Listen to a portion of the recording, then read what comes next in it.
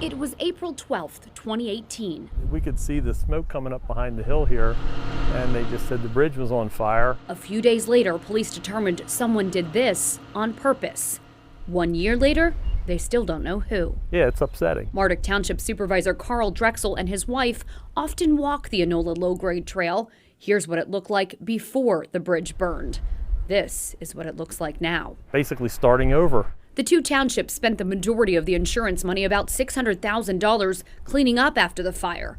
They think it will take about $2.5 million to rebuild, and that is the plan. We're excited to get this thing up and running again. All that is left of the bridge is the base. The wooden deck is what burned away, and when they rebuild this time, they're going to use concrete. So there'll be nothing burnable on it. It will be similar to this design for the Safe Harbor Bridge. Both could be done within 2 years.